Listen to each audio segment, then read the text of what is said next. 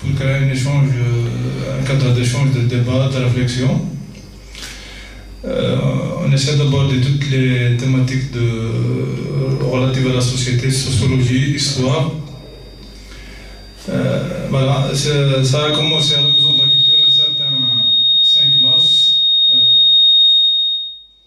2011. Là, j'ai l'honneur d'accueillir ceux qui ont nous causent le café littéraire, à savoir M. Soumarahim. Pour cette fois-ci, pour la deuxième rencontre, nous avons l'honneur et le plaisir d'accueillir la Fondation Mouloud Feraoun. Pourquoi la Fondation? Comme vous savez tous, on ne peut pas dissocier Mouloud Feraoun de la région de Front National. Je vais dire au fils du pauvre qui n'est pas pauvre parce qu'il se retrouve, il est riche, il se retrouve. On se retrouve dans une situation où on aborde ce qui nous a légué comme savoir incommensurable. Voilà, donc je remercie l'APC qui a adhéré à ce projet pour cette rencontre, pour fêter le centenaire avec un donneur c'est vrai qu'il appartient à l'universalité, mais à Sierra aussi, on se le réclame. C'est tout à fait normal, c'est un honneur pour nous, voilà, pour aborder l'ensemble de l'œuvre de Feraoun. Nous avons l'honneur et le plaisir d'accueillir M. Ali Feraoun, président de la Fondation Feraoun. Il y a M. Midjaj, il est secrétaire général. Il y a M. Mohamed Chérifa Balou, universitaire, journaliste. Il y a M. Sam, enseignant, universitaire, inspecteur de langue française. Il y a M. Ben Sida al-Mouzrian, de la Fondation Mouloud Feraoun. زعما نتزوجوا صح كان الا الموفا طوميكين ونفنا البلاص بحال عطاكم الصحة ميدو سامسوغوت. Je tiens à vous remercier infiniment. J'espère qu'on passera d'agréables moments. C'est une manière à nous de fêter le centenaire Mouloud Feraoun. Merci. Et je cède la parole à M. Ali Feraoun. Bien, je dis bonjour à tout le monde. Je suis très heureux d'être ici et je vous remercie d'avoir bravé la neige pour venir nous écouter, pour venir rester avec nous un moment. Moi, je suis heureux d'être ici parce que c'est le Front National, c'est la ville de mon enfance. Je suis arrivé ici avec Feraoun en octobre 1952. J'avais une dizaine d'années, presque une dizaine d'années. Et en octobre 1952, Feraoun avait la mission, il était directeur de l'école, de recevoir, donc c'était, il avait sa mutation ici à Front National, et il devait créer le cours complémentaire de Front National, qui est l'école d'en bas là.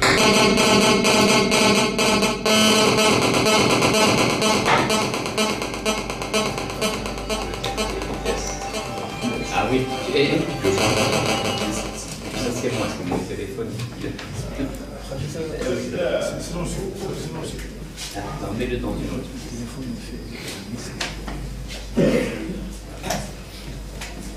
Je suis désolé. Ok, ça. Donc, en 1952, bon, on a Mouloud Feraoun a quitté l'école de Taourif Moussa,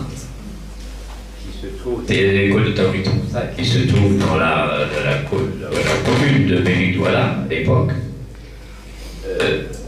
Et parce que bon, Feraoun avait déjà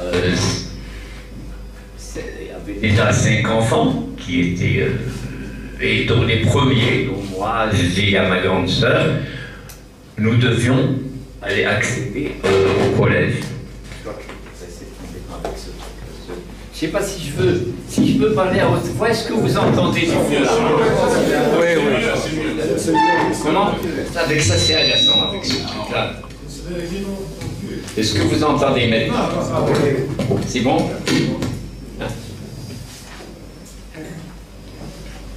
Bien, alors je vais continuer comme ça. Donc, Pharaon avait passé 7 ans à Tawrit Moussa. Bon, c'était agréable. L'école de Tawrit Moussa, c'était une petite résidence de campagne. Elle était loin de toutes les autres maisons. Tawrit Moussa était à peu près à 800 mètres de l'école. Donc on habitait tout seul. Mais donc c'était la paix. On avait un jardin, on exerçait beaucoup de choses, beaucoup d'activités agricoles, même que bon, on avait dans les programmes, les matières, il n'y avait pas de matière de sciences naturelles. À l'examen du certificat d'études, il y avait une matière qui s'appelait agriculture. Donc on apprenait l'agriculture avec Pharaon et les autres instituteurs au programme. Et c'est dans cet endroit qui était assez calme, qu'il a écrit La Terre et le Sang. La Terre et le Sang, et qu'il a écrit aussi Jour de Kabylie. Jour de Kabylie, ce n'est pas un roman. Ce n'est pas un roman, c'est un livre qui lui a été commandé. Il y avait des éditions Baconnier, à l'époque, il y avait un dessinateur, Charles Brouty, qui était en vogue, qui était un grand dessinateur, et les éditions Baconnier voulaient faire un livre de luxe, très beau livre de luxe, avec des dessins de Brouty. Et comme Pharaon venait d'avoir le prix littéraire de la ville d'Alger pour Le Fils du Pauvre, ils ont dit Pharaon, bon, tu vas écrire un livre sur la Kabylie, et Brouty va en faire les dessins. Alors ce qui s'est passé, c'est que donc disons 51, Charles Brouty est venu à Tawrit Moussa, avec sa femme, il est venu avec son petit chien aussi, et donc ça nous amusait beaucoup. Et il a discuté avec Pharaon. Pharaon lui a dit, bon, le meilleur moyen de parler de Kabylie, c'est d'abord d'aller visiter. On a visité, moi j'étais tout petit, j'allais avec eux. On avait visité beaucoup d'endroits de Kabylie, la place publique, la fontaine, le marché. On a eu plusieurs marchés, on a visité plusieurs chemins, et Saïd Brouty faisait des dessins. Et Pharaon lui a dit, bon, maintenant, sur ces dessins-là, je vais raconter des histoires de la vie de Kabylie. Et c'est comme ça que Pharaon a écrit toutes les histoires qui décrivent un peu disons, la façon de vivre, qu'il a publié ce livre-là, Jour de Kabylie. Il dit c'était une édition numérotée, une édition de luxe, c'était un format 21, 29, je crois, un beau livre. Et puis, bon, par la suite, on l'a publié comme les autres. Donc, quand on a grandi, on avait l'âge de 10 ans, 10, 12 ans, il fallait qu'on aille au collège, on s'est dit, on va aller en ville. Et on est venu à Forme Nationale, ici, on a eu une belle maison, c'est plus les maisons rurales, avec des faïences dans la cuisine, moi je me souviens, quand j'ai tiré la chasse des toilettes, je pensais avoir cassé quelque chose, parce qu'il y a eu une trompe d'eau, et puis bon, il y a eu trop de bruit, il y a eu de l'eau qui est partie. Bon, nous, à Tawrit Moussa, on l'économisait, elle venait à d'autres bourricots, donc on l'économisait. Donc je suis parti me cacher tout à fait en bas, là, tout à fait en bas, dans l'école, tout à fait au fond des classes, dans la cour. Voyez, je me suis caché, j'ai disparu toute la journée parce que j'avais tiré la chasse d'eau, je pensais que j'avais fait une bêtise. Et puis on ne connaissait pas d'électricité. Bon, après ma soeur, elle m'a dit, il y a un serpent dedans qui va te piquer. Si tu touches, il y a un serpent qui va te piquer. C'est tout, c'est comme ça que j'ai appris l'électricité. On a découvert des choses. C'était vraiment des petits sauvages qui arrivaient ici à Forme Nationale, où il y avait toute la civilisation. Bon, après, mais on s'est vite adapté, ça nous a plu. On a aimé la neige comme ce qu'il y a aujourd'hui, ça me rappelle beaucoup ce temps-là. Et Pharaon, je me rappelle, c'était le 16 octobre qu'il avait ouvert le cours complémentaire. Tout de suite, il a décidé de mettre une section de filles. Il y avait Jessica qui était inscrite qui avait été inscrite à l'école française par correspondance, puis au lycée de filles de Maison Carrée. Mais il s'est dit,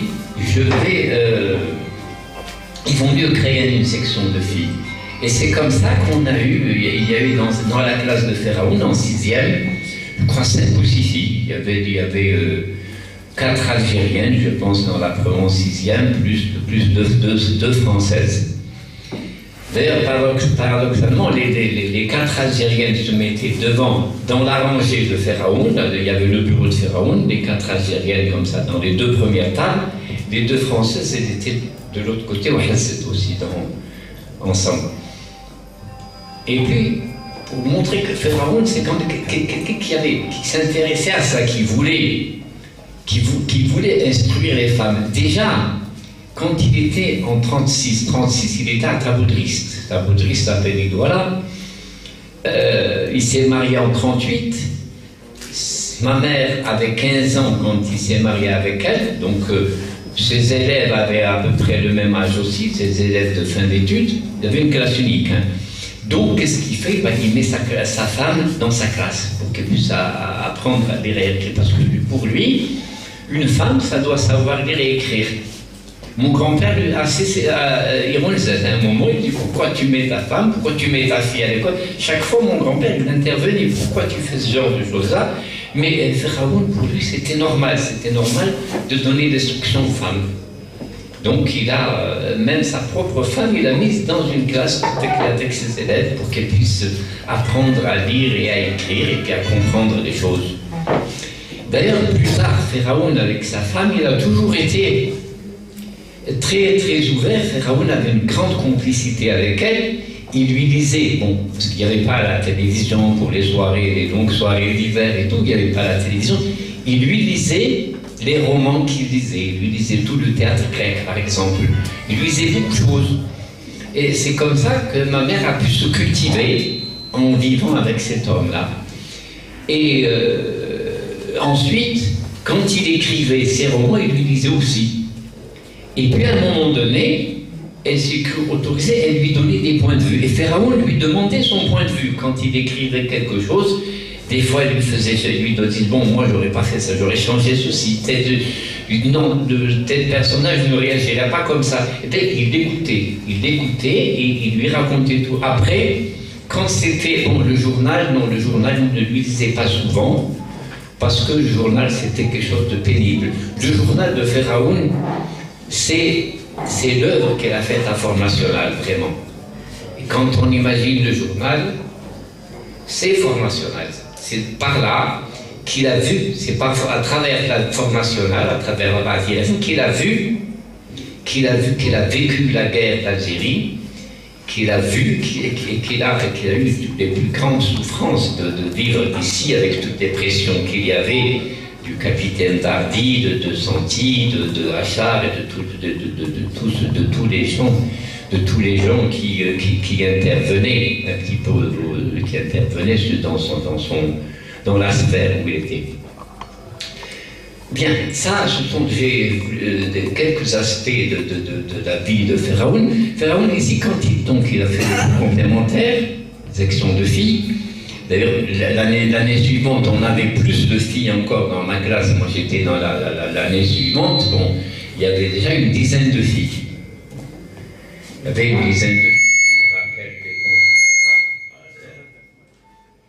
Je me rappelle il y avait les filles Ouar, il y avait les filles Ahab, il y avait Aïtouiza, il y avait Mesloub, il y avait des noms qui me reviennent dans la tête comme ça. Mais c'est tout. Bon, c'était des filles de la ville qui venaient, qui allaient à l'école. Voilà.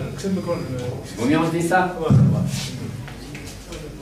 Vas-y, continue. Faites attention, si vous tombez comme ça. Non. Alors là, ce truc-là, c'est la façon dont on est assis, ça me rappelle. Moi, c'est pour ça que tout à l'heure, je voulais parler d'ici. Je veux dire pourquoi. Moi, j'ai été fonctionnaire au ministère de l'Agriculture et à un moment donné, je suis passé à l'hydraulique très peu de temps. Et on a eu un ministre de l'hydraulique qui était très petit et ça le complexait. D'ailleurs, moi, il ne m'aimait pas parce que j'avais 1m90 à l'époque. Moi, j'ai perdu un peu. Et il avait installé son bureau sur une estrade et son fauteuil sur une estrade encore. Et puis, quand il vous recevait dans son bureau, il avait mis des fauteuils très bas. Alors, quand on allait le voir, on se sentait tout petit devant sa petite grandeur. Vous voyez, il était très haut, il vous regardait comme si vous donnait des ordres. Vous voyez. Alors, c'est un peu ce que ça m'a rappelé, cette estrade-là. On est très mal à l'aise dessus. Alors, je me demande maintenant comment le gars il était à l'aise sur son bureau. Bien, est-ce que vous m'entendez là maintenant? Bien. Moi, je pense que bon...